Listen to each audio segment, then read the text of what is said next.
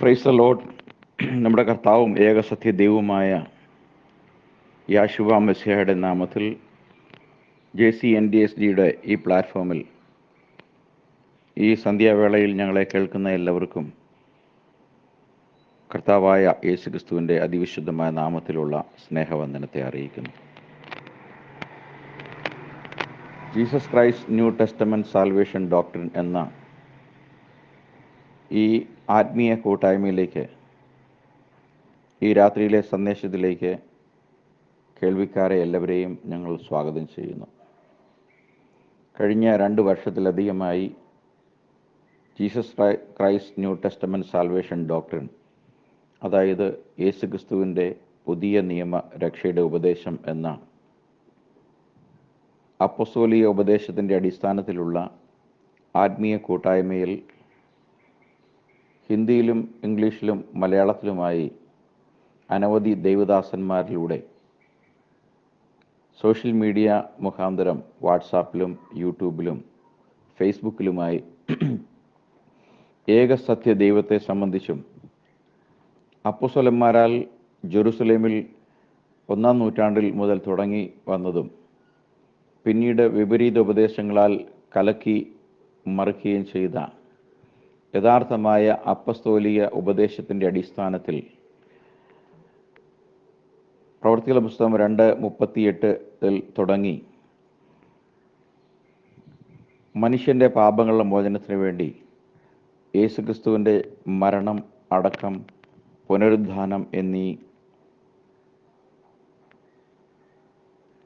ശുശ്രൂഷകൾ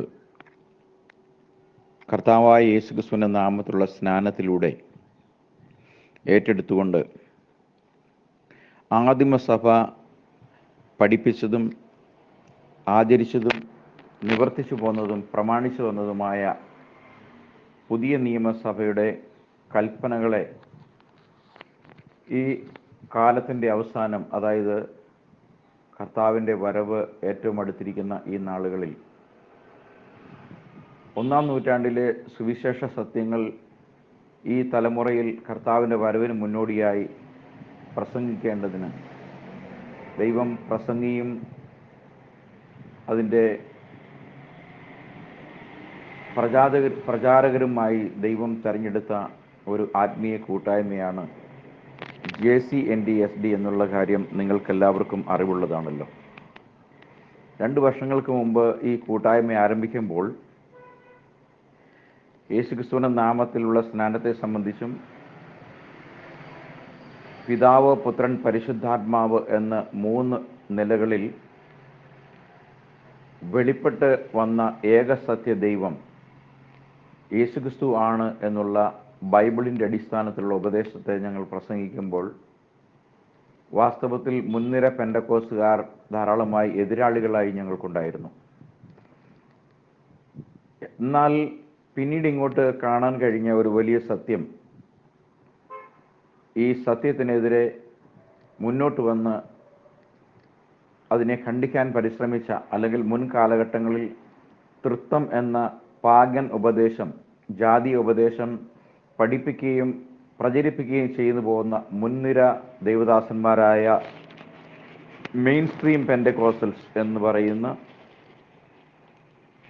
assemblies of God, church of God, IPC, Sharon തുടങ്ങിയ പെന്തക്കോസ്റ്റൽസിൽ ഈ വാദഗതിയുടെ പ്രചാരകരായി നിന്നിരുന്ന പല ദൈവദാസന്മാരും കളം വിട്ട് പോകുന്ന കാഴ്ചയാണ് നമുക്ക് കാണാൻ കഴിഞ്ഞത്. പിന്നീട് 2-ാം നിരക്കാരും 3-ാം നിരക്കാരും ഒക്കെ വന്നുവെങ്കിലും അനേകരുമായി ഞങ്ങൾക്ക് ഈ വിഷയങ്ങൾ നടത്തിയ ഡിബേറ്റിൻ്റെ അടിസ്ഥാനത്തിൽ, ഞങ്ങളുടെ അനുഭവത്തിൻ്റെ അടിസ്ഥാനത്തിൽ ഞങ്ങൾക്ക് പറയാൻ കഴിയും, ദൈവവചന സത്യങ്ങളോട് പിടിച്ചു നിൽക്കാൻ കഴിയാതെ അവരെല്ലാം രംഗം വിട്ടുപോകുന്ന കാഴ്ചയാണ് ഇതുവരെയും കണ്ടുവന്നിട്ടുള്ളത്. ഇപ്പോൾ ത്രിത്വം അടച്ചിട്ട മുറികളിൽ മാത്രം പ്രസംഗമധ്യേ വന്നു പോകുന്ന ചെറിയ ഉദ്ധരണികൾ മാത്രമായി മാറി മെയിൻ സ്ട്രീം വിഷയങ്ങളിൽ തൃത്വം ഉൾക്കൊള്ളിച്ചുകൊണ്ട് ഒരു വീഡിയോയോ ഒരു ഓഡിയോയോ സോഷ്യൽ മീഡിയയിൽ വന്നു കഴിഞ്ഞാൽ അതിനെതിരെ ശക്തമായ പ്രതികരണം വിശ്വാസികളുടെ തലത്തിൽ നിന്ന് തന്നെ ഉണ്ടാകുന്ന വിധത്തിൽ മുന്നോട്ട് പോകുവാൻ JCNDSDയുടെ പ്രവർത്തനങ്ങളെ സ്വർഗത്തിലെ വലിയവനായ ദൈവം മാനിച്ചിട്ടുണ്ട്, സഹായിച്ചിട്ടുണ്ട്. അതോർത്ത് ഈ രാത്രിയിൽ ഞാൻ ദൈവത്തെ സ്തുതിക്കുകയാണ്. നമ്മൾ സേവിച്ചു വരുന്ന കർത്താവായ യേശുക്രിസ്തു ദൈവിക തൃത്വ കൂട്ടായ്മയിലെ ഒരു വ്യക്തി മാത്രമല്ലെന്നും അവൻ തന്നെ സത്യദൈവവും നിത്യജീവനുമാകുന്നുവെന്നും അപ്പോസ്തലന്മാരുടെ വചന ഉദ്ധരണികളുടെ അടിസ്ഥാനത്തിൽ തെളിയിക്കുവാൻ ഞങ്ങൾക്ക് കൃപയാൽ കഴിഞ്ഞതിനെ ഓർത്ത് ഞാൻ ദൈവത്തെ സ്തുതിക്കുന്നു. ഈ രാത്രിയിൽ ചെറിയൊരു സന്ദേശവുമായി നിങ്ങളുടെ മധ്യേ നിൽക്കുവാൻ എന്നെ സഹായിച്ച അത്യുന്നതനായ ദൈവത്തെ ഞാൻ സ്തുതിക്കുന്നു. അവന് കോടി കോടി സ്തോത്രവും മഹത്വവും കരയിട്ടുന്നു. ഒപ്പം ഈ കൂട്ടായ്മയിൽ ദൈവത്തിൻ്റെ വചനം സംസാരിക്കുവാൻ ദൈവം ഒരുക്കിയ സാവകാശത്തിനായി ഞാൻ ദൈവത്തെ സ്തുതിക്കുന്നു.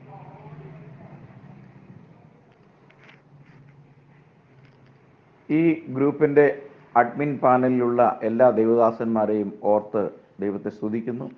ഒപ്പം ഞങ്ങളെ കേൾക്കുന്നവരായ എല്ലാവർക്കും വേഗം വരുന്നവനായ കർത്താവായ യാശുവ ഹമ്മശിയുടെ നാമത്തിൽ സ്നേഹവന്ദനത്തെ അറിയിക്കുകയാണ്.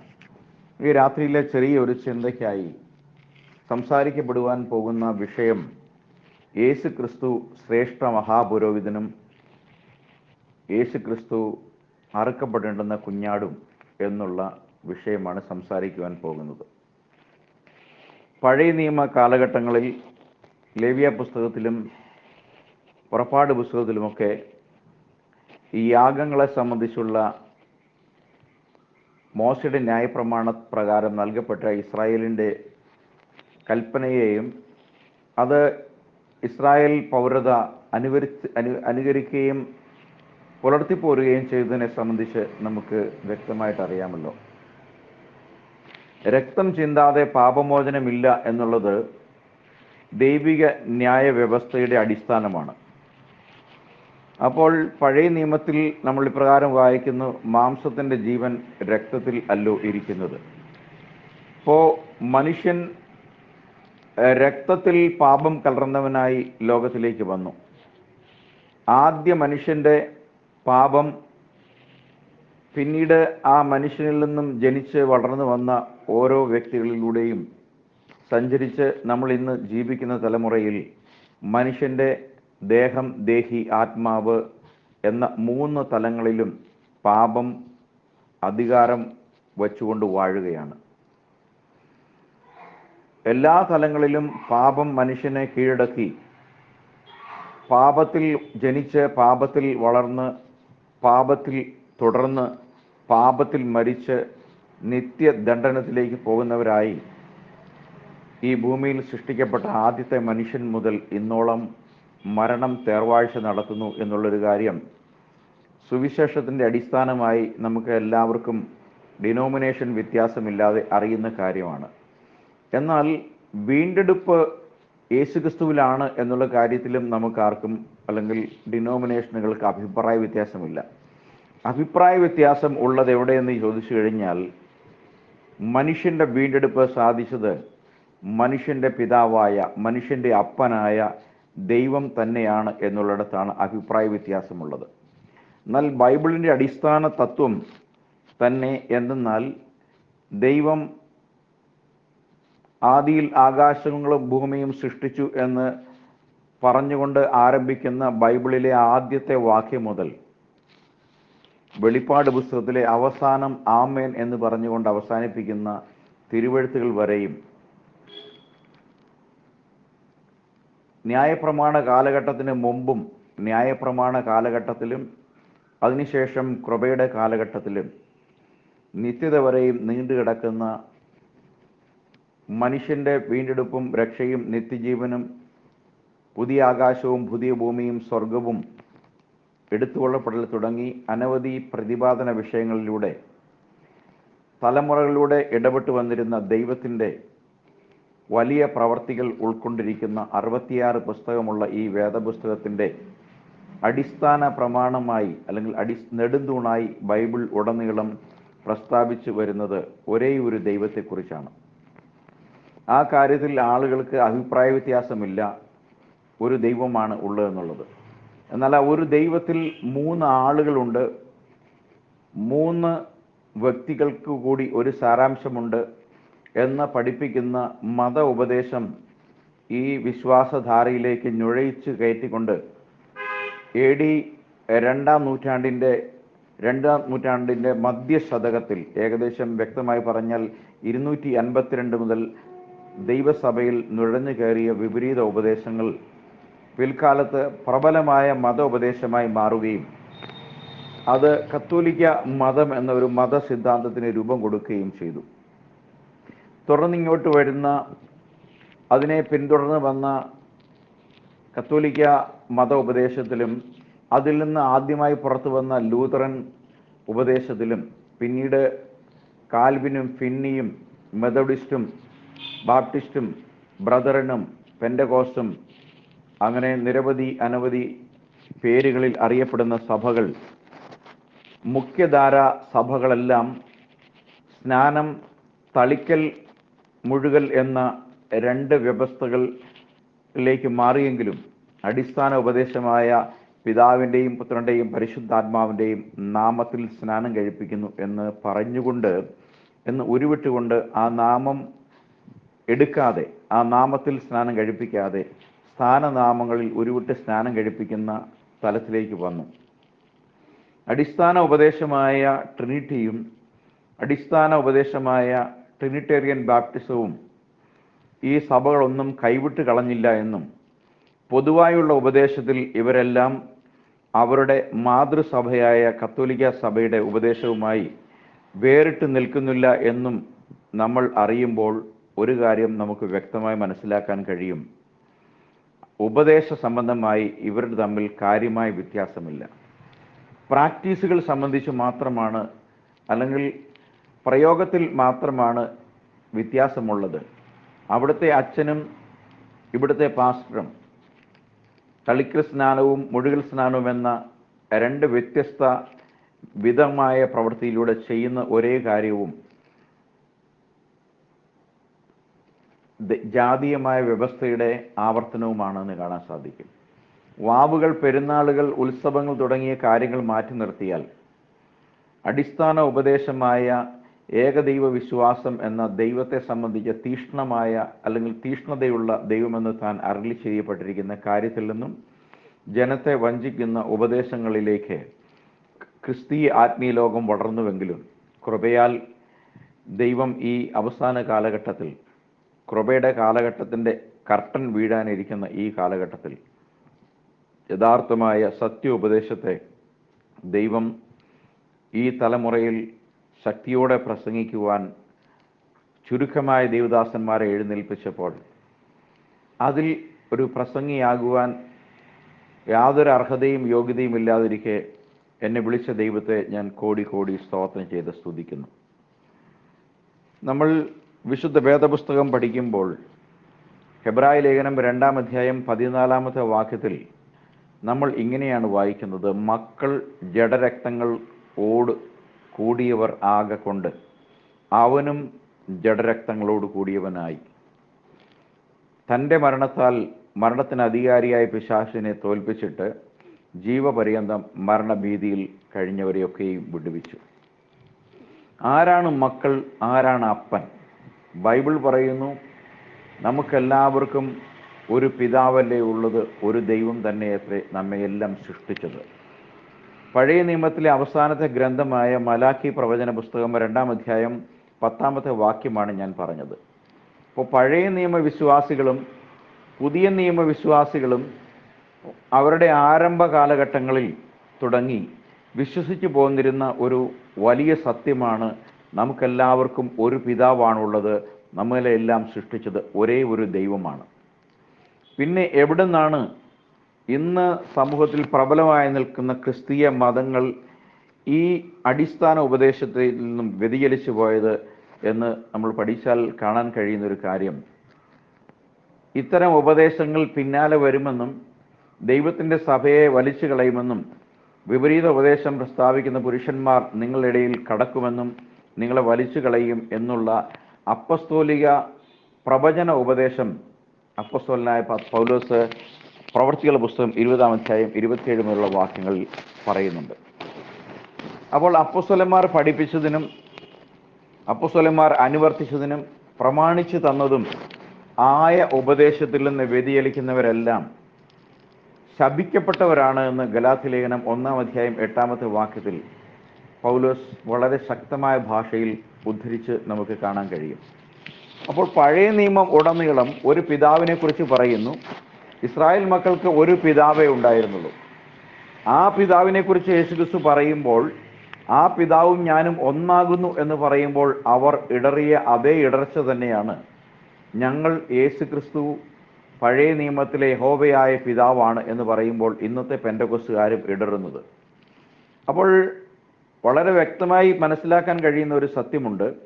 അന്ന് ഇസ്രായേൽ പിതാക്കന്മാർ എവിടെ ആരുടെ കാര്യത്തിൽ ഇടറിയോ അതേ കാര്യമാണ് ഇന്നത്തെ പെന്തക്കോസ്ത് മുതലുള്ള ക്രിസ്തീയ സഭകൾ യേശുക്രിസ്തുവിൻ്റെ നാമത്തിൽ വിശ്വസിക്കുന്ന യഥാർത്ഥ സത്യക്രിസ്ത്യാനികളുടെ പഠനവുമായി വരുമ്പോൾ ഇടറുകയും ആ കാലഘട്ടങ്ങളിൽ യേശുക്രിസ്തുവിനെയും ക്രിസ്തുവിൻ്റെ ആത്മീയ ശരീരമായി ആരംഭിക്കപ്പെട്ട സത്യസഭയെയും പകച്ചതുപോലെ അന്ന് അതിനെ ദുരുപദേശമായി പഠിപ്പിച്ച അന്നത്തെ യഹൂദ മതത്തെ പോലെ തന്നെ ഇന്നത്തെ ക്രിസ്തു മതം എന്നുള്ള നിലയിൽ വളർന്നു വന്നിരിക്കുന്ന ക്രിസ്തീയ നാമധാരികളായ കൂട്ടങ്ങൾ പെന്തക്കോസ്ത് വരെയുള്ളവരെല്ലാം ഈ സത്യമാർഗത്തെ ദുഷിക്കുന്നുവെങ്കിൽ ഇത് ചരിത്രത്തിൻ്റെ ആവർത്തനമല്ലാതെ മറ്റൊന്നുമല്ല എന്ന് ഞങ്ങൾക്ക് ധൈര്യപൂർവ്വം പറയാൻ കഴിയും.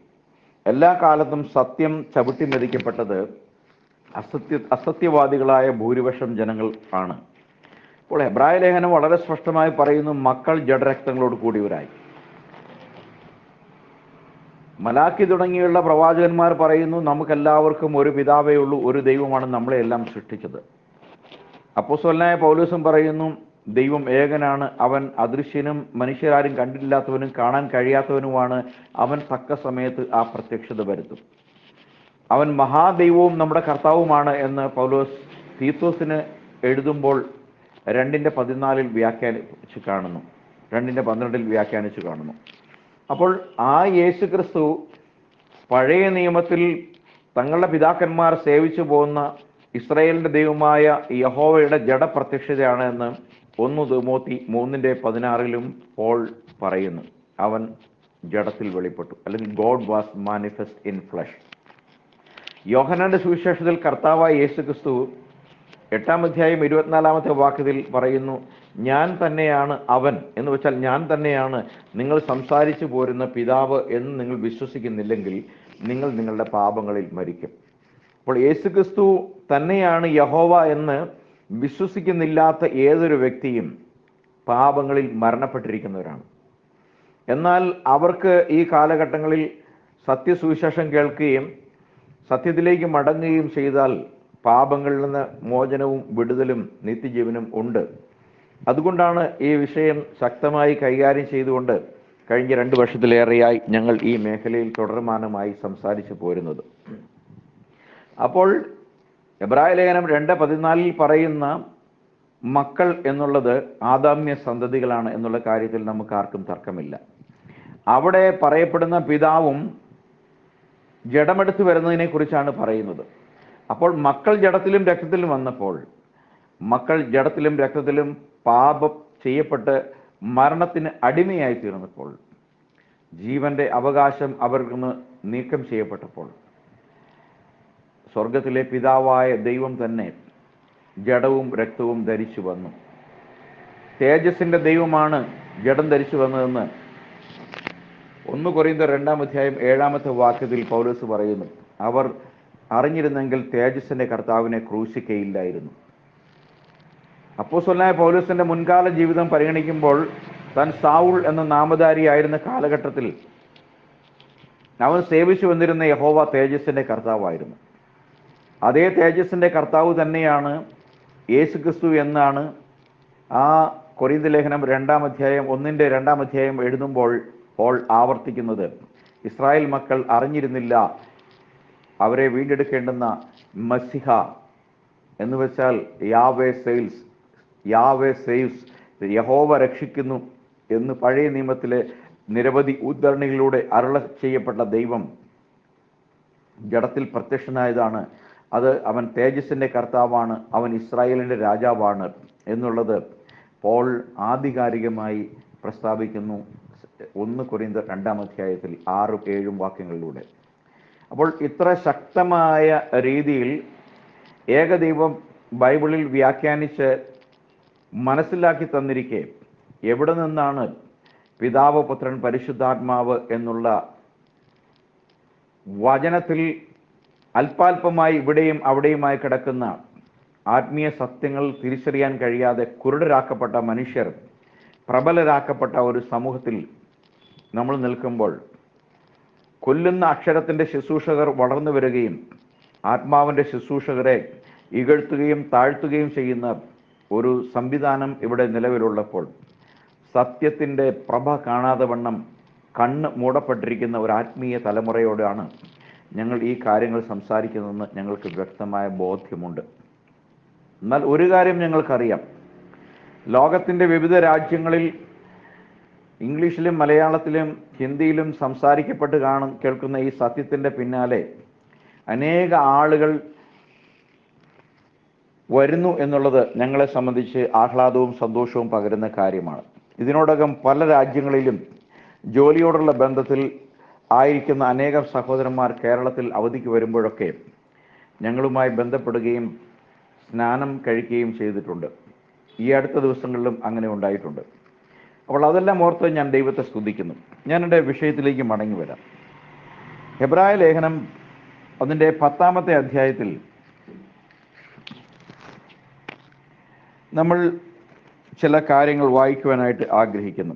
അതിൻ്റെ 12-ാമത്തെ വാക്യം മുതൽ, യേശുവോ പാപങ്ങൾക്ക് വേണ്ടി ഏകയാഗം കഴിച്ചിട്ട് എന്നേക്കും ദൈവത്തിൻ്റെ വലതുഭാഗത്ത് ഇരുന്നു കൊണ്ട് തൻ്റെ ശത്രുക്കൾ തൻ്റെ പാദപീഠമാകുവോളം കാത്തിരിക്കുന്നു.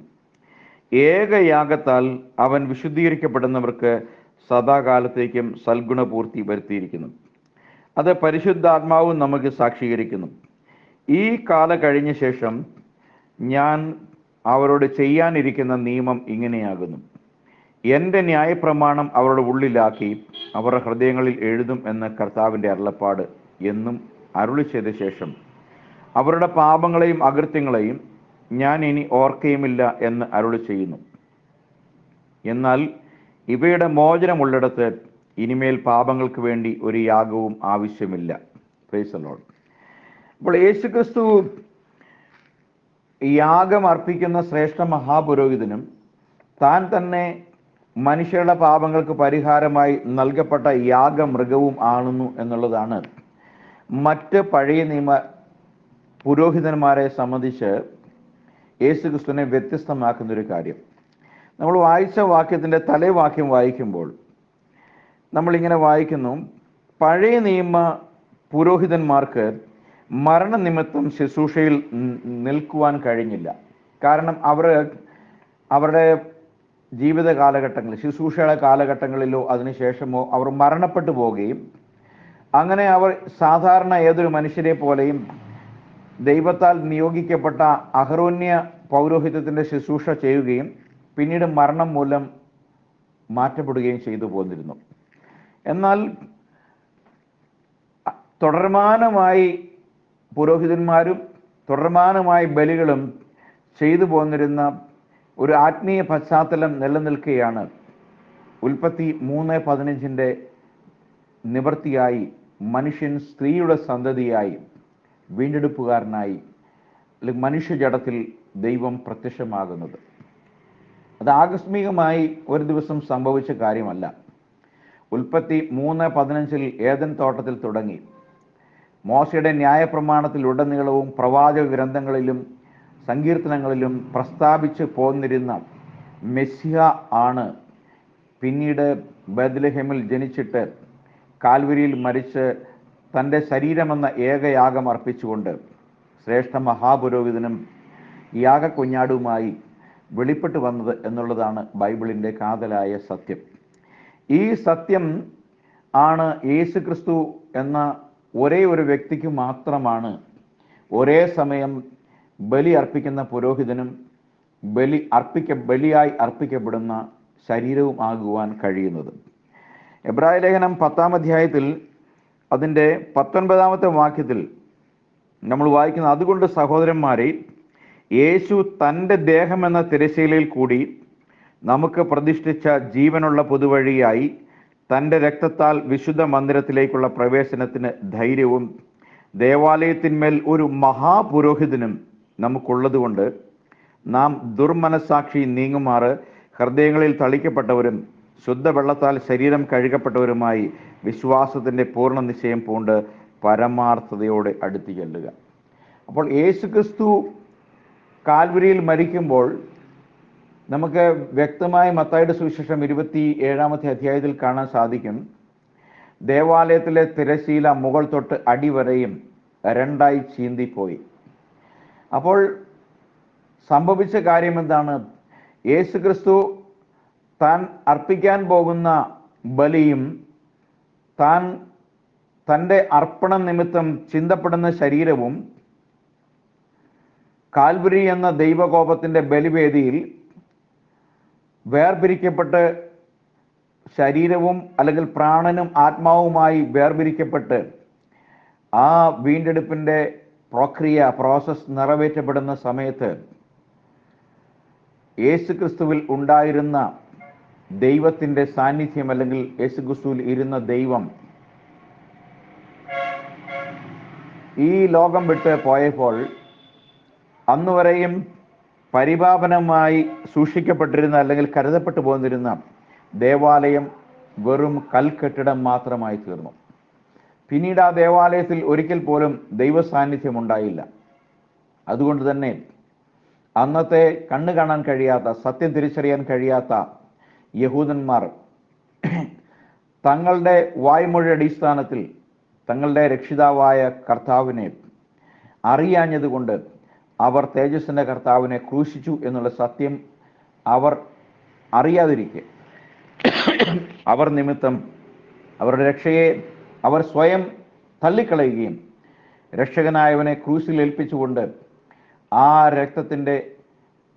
രക്തത്തിൽ അവരുടെ കൈകൾ മുക്കിയതുകൊണ്ട് അവർക്ക് വന്ന ദൈവകോപം പിന്നീട് ചില വർഷങ്ങൾക്ക് ശേഷം AD 70 ടൈറ്റസ് യെരുസലേം ദേവാലയം കീഴടക്കുമ്പോൾ യഹൂദന്മാർ വിചാരിച്ചു ദൈവം ആലയത്തിലുണ്ട്. അവർ ആലയത്തിൽ ഓടിപ്പോയി. എന്നാൽ ആ ആലയത്തിൽ ദൈവം ഉണ്ടായിരുന്നില്ല. എന്നിട്ടും അവർക്ക് മനസ്സിലായില്ല ആലയത്തിൽ ദൈവമില്ല എന്നുള്ളത്. ആ ആലയം തീവച്ച് ചുട്ടു നശിപ്പിച്ചു. ധാരാളം യഹൂദന്മാരെ കൊന്നുകളഞ്ഞു. ആലയം കൊള്ളയിട്ട് ടൈറ്റസും കൂട്ടരും അതിലെ സ്വർണവും അതിലെ വിലയേറിയ വസ്തുക്കളുമായി കടന്നു കളഞ്ഞു. അപ്പോൾ ആ ദേവാലയത്തിൽ യേശുക്രിസ്തു കാൽവരി മലയിൽ എൻ്റെ ദൈവമേ നീ എന്നെ കൈവിട്ടതെന്ന് വിലപിടിച്ച് തൻ്റെ പ്രാണനെ വിടുമ്പോൾ ദേവാലയത്തിലെ തിരശ്ശീല രണ്ടായി കീറിപ്പോയി. എന്ന് വെച്ചാൽ പഴയ നിയമ പുരോഹിതൻ ആണ്ടിൽ തൻ്റെ തന്നെ പാപങ്ങളുടെ യാഗത്തിന് വേണ്ടി മോചനത്തിന് വേണ്ടി അർപ്പിക്കപ്പെടുന്ന ഒരു യാഗവും കഴിച്ചതിന് ശേഷം ജനത്തിൻ്റെ പാപങ്ങൾക്ക് വേണ്ടിയുള്ള പരിഹാര ബലി അർപ്പിച്ച് രക്തം കൃപാസനത്തിൽ വെച്ച് ജനത്തിനു വേണ്ടി മധ്യസ്ഥം വഹിച്ചിരുന്ന കൃപാസനം ദൈവ സാന്നിധ്യമില്ലാത്ത ഇടമായി മാറി. ആ പഴയ നിയമ പൗരോഹിത്യത്തിലാണ് നമ്മൾ കാണുന്നത് പുരോഹിതന് അർപ്പിക്കാൻ ഒരു ബലിമൃഗം ആവശ്യമായിരുന്നു. തുടർന്ന് വന്ന പുരോഹിതന്മാരെല്ലാവരും ഇതേ കാര്യങ്ങൾ ആവർത്തിച്ചു പോന്ന പശ്ചാത്തലത്തിൻ്റെ അടിസ്ഥാനത്തിലാണ് യേശുക്രിസ്തുവിൻ്റെ ബലിയെ സംബന്ധിച്ചുള്ള വ്യക്തമായ ചിത്രം ഇവിടെ പൗലോസ് അപ്പോസ്തലൻ എബ്രായ ലേഖനത്തിലൂടെ വ്യാഖ്യാനിക്കുന്നത്. എന്താണ് അതിൻ്റെ അടിസ്ഥാനം? അവർ അർപ്പിച്ചിരുന്നതെല്ലാം നിഴൽ ബലികളായിരുന്നു. Hallelujah, praise the Lord.